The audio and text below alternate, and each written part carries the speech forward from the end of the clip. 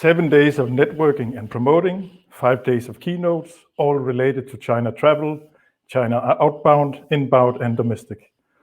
At the moment, more than 1,100 participants, and we are still letting people in. From Finland to Kenya, from Guangzhou to Seattle. A warm welcome to our China Summit. Before I briefly outline how to use this summit and the structure of it, and before I introduce Taleb Rifai, I would be happy to give the word to two of our colleagues from China, Mr. Xiangjiu Ke and Mr. Gary Liu. Xiangjiu Ke is from the municipality of Guangzhou. He is deputy director responsible for culture, TV, radio, and travel. Just to get the perspective right, if you're sitting in Europe, Guangzhou, the municipality of Guangzhou, has about 15 million inhabitants. That's almost twice the population of London or the city of New York, and almost as much as the Netherlands. We have a video message from Mr. Ke, and Marcus, would you please play this video? Ladies and gentlemen, in the golden autumn, Guangzhou International Travel Fair cooperates with the well-known B2B social platform Bus Travel to launch Bus Expo China Summit 2020. On behalf of Guangzhou Municipal Culture, Radio, Television, and Tourism Bureau, I'd like to thank all friends from all around the world for your support and participation. This summit aims to build a bridge for overseas travel industry experts and important domestic travel industry leaders to share knowledge and insights, further understand China's inbound and outbound tourism, to restore the global tourism economy through business cooperation. I believe this summit will push forward with international cooperations and friendly exchanges, and discuss together for the development of tourism in the post-virus area. As the earliest large-scale international tourism fair in China with the longest history, GITF was established in 1993 by Tourism Administration of Guangzhou Municipality. Since 2008, GITF has been hosted by Hanover Millionaire Fairs Shanghai Limited Guangzhou branch and officially started commercial operation, take full advantage of 28 years of development. GITF has become an influential B2B and B2C travel fair, focusing on inbound and outbound travel and miles. Guangzhou, as a host city of the GITF, is a famous cultural city with a history of over 2,200 years and the radiation center of Cantonese culture. Since the 3rd century AD, it has become the main port of the maritime Silk Road and the only port in the world that has been prosperous for more than 2,000 years. Guangzhou not only is a historic city, but also known as a millennium commercial city and the city of the gastronomy. Pursues an open mind and inclusive growth for culture exchanges. Guangzhou is blessed with picturesque scenery, spring-like weather all year round with a comfortable temperature. What's more, Guangzhou gained the United Nations Best Practice Award for improving human settlements and is a famous tourist destination in the world. With the opening of Guangzhou-Hong Kong High-Speed Railway and Hong Kong-Zhuhai-Macau Bridge, steady promotion of the development plan for the Greater Bay Area, the implementation of the 144-hour travel visa exemption policy, the cities of the Greater Bay Area, GBA, are getting closer and closer. The integrated development layout of culture, commerce, and tourism is becoming clearer.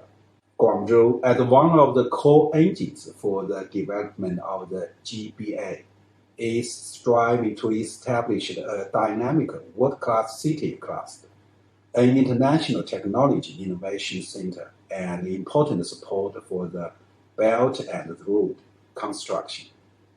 provides experience for the in-depth cooperation demonstration zone between the mainland and Hong Kong and Macau, contributes wisdom for creating a high-quality life circle that is a nice environment for living, working, and traveling.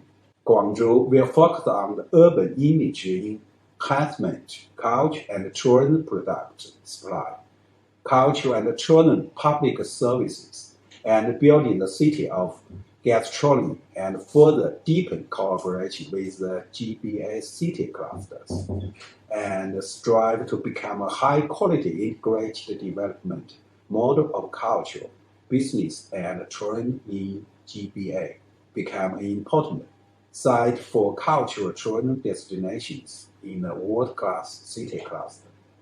Flowers bloom in Guangzhou and world elites gathering together. We look forward to meeting you at Guangzhou International Travel Fair next February. Become to the Flower City, Guangzhou. Finally, I wish Bath Expert China Summit 2020 a great success. Thank you. Thank you. As we just heard, this trade show is a co-production between Boss Travel and GIHF in Guangzhou. Gary Liu is the CEO of Hanover Milano Fairs in China, the mother company of GIHF. A short message from Gary. Respected Deputy Director Mr. Ge, respected Ms. Larson, distinguished guests, good afternoon. Welcome to the Bath Expo China Summit 2020. On behalf of Hanover Milano Fair China Limited, I would like to extend a warm welcome to all the leaders, guests, and audience participating in this online summit. Since China resumed the domestic cross-provincial group tour in July, we can see that the pandemic hadn't changed people's love of tourism. Although the current world is still suffering from the pandemic, we believe that the tourism will remain its role as an important carrier for cultural exchanges among countries, and the world tourism economy will surely embrace a better future after pandemic. Therefore, as the organizer of the Guangzhou International Travel Fair, we, Hanover Milano Fair China, and the world-renowned B2B social platform Bath Travel jointly organized the online summit. We hope this summit will serve as a platform for overseas experts and the domestic decision makers in tourism industry at this special moment to share their experience and insights so as to boost confidence of world tourism in the post-pandemic era. During the 5-day summit, experienced experts from World Tourism Organization, World Tourism Association for Culture and Heritage, and the China Outbound Tourism Research Institute, representatives from national and the regional tourism authorities of Germany, Poland, Azerbaijan, Israel, Valencia, and the executives from well-known tourism enterprises at home and abroad will deliver keynote speeches on hot topics, including China-Europe tourism status, China outbound-inbound tour and domestic tours, China's tourism strategies and technologies, discussing the current development of the tourism industry and providing enlightenment for the industry. I hope this online summit will make the world tourism industry reach a consensus on the needs of common development and in-depth cooperation, and unite the industry in accelerating the rebuilding of world tourism for prosperity. Finally, I would like to take this opportunity to express my sincere gratitude to all partners, foreign experts, enterprises, and institutions contributing to this summit. I wish each of you will gain fruitful achievements and wish the online summit a complete success. Thank you. Thank you, Gary. So what is the purpose of our expo here, and how do you use it? How should you use it? Domestic travel in China is up and running. It will take a while before international travel will be back. How long? 4, 6, 9 months. Nobody really knows. Your guess is as good as mine. But travel will come back, and it will come back strong. People are sitting on their suitcases. We will hear more about this later today. The main purpose of our Bus Expo is that you build your network and you get ready for the boom, which will come. Reach out, connect, present your expertise and all your services. You have seen, or you will see, the tutorial videos on how to use the booth and how to communicate with your peers, with your colleagues. Please use these facilities extensively. The ways of connecting in this format and in a real live expo are a bit different. It is, however, our experience that people in our bus format probably connect a bit more focused to potential partners. The success rate, and by success rate I mean the ability to do business afterwards, is certainly no less in this format. But as in most walks of life, if you do not prepare, if you do not take part actively, little will happen.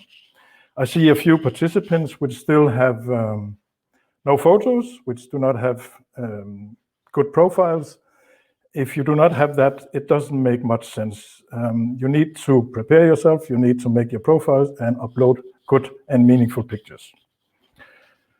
Let us hear your experience about what happened and what you think about this show afterwards. We also have keynotes, of course. Having lived many years in Germany, I appreciate the value of a good and clear structure, and we always start with a good structure when we start planning. After a while, things get a bit more muddy. People have to cancel, new people come in, and the structure is not as clear as it was when we started. However, with a bit of effort, you can still see a structure. When I finish my talk here in a few minutes, Dr. Taleb Rifai will make the last of our welcome addresses. He will build the bridge between our welcome address and the show.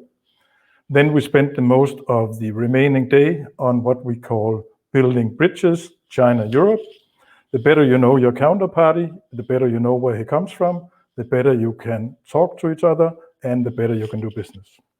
Tomorrow we'll talk about China outbound products.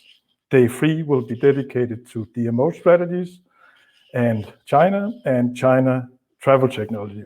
We all know China is on the technical side much more advanced than the rest of the world, or many places in the world. Day 4 is dealing with China outbound communication strategies, and day 5 is China inbound and domestic. We do not expect anybody to see all the addresses. Pick what you think is of interest, and then use a lot of your time to communicate with your peers, as I said. The next speaker, Taleb, Dr. Taleb Rifai, deserves an introduction, but he doesn't really need one. He is probably one of the best known personalities in the travel industry. He is former Secretary-General of UNWTO. He was a minister in the government of Jordan. He stepped down from his position as Secretary-General in 2018, and since then, he has been an advisor to a lot of organizations, and he's speaker on many, many conferences. Welcome, Taleb. We are very happy to have you here.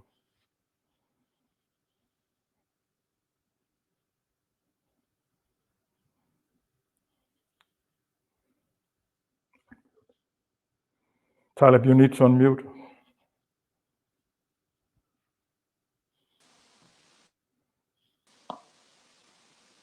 Okay. Is this better? Yeah. Can you hear me now? Good, good. Thank you so much, Jan. I'm really honored and privileged to be here on your Buzz Expo China Summit. It's the first time I take part in this summit, but I've been watching what they have been doing for a while now, and I'm very, very encouraged by all what would come out of this summit. I also would like to welcome everybody to the city of Guangzhou. Guangzhou is a city that I have visited 3 times in my life as Secretary-General. It's a wonderful city. It's a city that is a combination of culture, authenticity, and technology. It's a buzzing city. So I want to thank all our Chinese friends from Guangzhou and beyond for hosting us here today. Now, where I'd like to go is go directly into some of the subject matters as a matter of introduction to the subject. China today is no more just another country that is source market. China is the source market of the world when it comes to tourism. Travel and tourism has been one of the most affected sectors by COVID, because if there is no travel, there is no tourism, and travel had stopped completely. Now, it's important to note that China has recovered so quickly and impressively. Contrary to what many people think and say, China will be ready to receive its first international visitors sooner than anybody else. But before we do that, let's look at the 3 phases that I believe any country must pass through to get to international tourism. First, you must inject some money, some funds, some help to keep some of your institutions alive and going. You have to preserve the institutional setup, and you have to preserve the jobs that are connected to them. So every worker in the tourism industry, every business in the tourism industry is expecting governments to take charge of initial stand on your feet first. Then you go into regional and domestic tourism. After that, the third phase 3 is international tourism. You can't just jump into international tourism right ahead. That's not going to work. That comes out of experience, believe. Now, what does that mean? That means every country must have a plan. And unfortunately, what has happened in the world of today, and COVID has unveiled all of this. I know in the Chinese language, the word opportunity and the word crisis mean the same thing, or are used in the same way, I believe, which is a very, very important issue, because there are many, many opportunities that can come out of this crisis. Now, one of the most important opportunities is the fact that we have seen the international system becoming irrelevant and incapable to cope with the crisis. Look at the EU, look at the AU, look at the Arab League, look at UN even altogether. They're not able to live up to the challenge. Maybe because a new world is coming. Now the fact is that although tourism is one of the most affected sectors in this crisis, it is going to be completely different after COVID. The world before COVID is not going to be the same as the world after COVID. There is no end to this. There's a new norm and a new reality that will be emerging. We remember the days when we used to take off from our cars, take a stairs and go up to aeroplane. We didn't have to pass through any metal detector or take off our shoes or our belts. Today, it's become a way of life. I believe that wearing masks like Chinese and many East Asians do anyhow before the crisis, it's going to be something that we all do in this world today. Take off your shoes before going into any house, like you do in Korea, like you do in China, like you do in Japan. It's going to be a norm. Not shaking hands, but going like this is probably one of the most effective ways of saying hello to everybody. It's going to be the new norm, and we better get used to it, because it's not going to go away. I don't believe it's going to go away. Now, the irrelevance of the international system would be replaced for sure. Today, all governments are taking charge of their own situation. Each government feels solely responsible, even in Europe, the EU, where all the countries are tied together into one union. Every country is doing its own play, its own rules, its own regulations, because governments feel they have to live up to that challenge themselves. That is precisely why we need to rebuild our international system once again from bottom up, brick by brick. That new international system is going to be a better system. It's going to be a more fair system, where China will play as a world power a very important role in it. I believe in this completely in my heart. I believe the Belt and Road initiative will come to life now again. And tourism would be a vehicle to carry that concept forward. Now, what has this crisis taught us? It taught us four things that have happened. First is the importance of domestic and regional tourism. For a long time, our countries, developing countries, and mainly Jordan being one of them, I'm calling you from Jordan now, is one of them. Now, why is that? Because domestic tourism has been always taken as secondary aspect of traffic, while in the United States or in Europe, 70 to 75% of traffic is domestic. In many of the developing countries, tourism is only defined as somebody blonde with eyes coming from Europe or United States and landing in our country, treated like God on earth, and never given the chance to interact with the people of that country. I completely believe that if the people of a country do not enjoy and get to know their country first, no visitors can and should enjoy it from outside of that country. It's important to refix something, not because it's a need, because it's a matter of principle for us to go again and revisit our international and domestic, regional and domestic tourism. It's very, very important. China has stepped fantastic steps in that regard. China has depended on its domestic tourism to revive and keep their institutions open. Now we know that domestic tourism does not play the same economic role as international tourism. It does not bring in hard currency. It does not help in the balance of trade.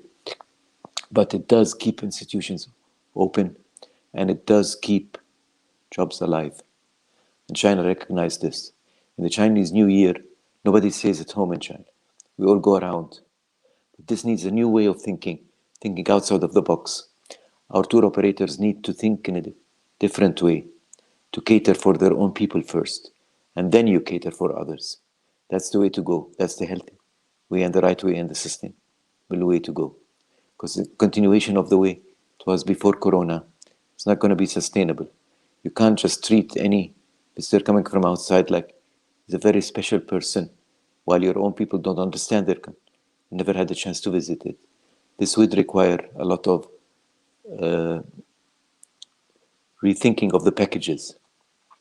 Packages from countrysides to cities, for example, should include some shopping vouchers or something like this to encourage people of the country to go visit big cities.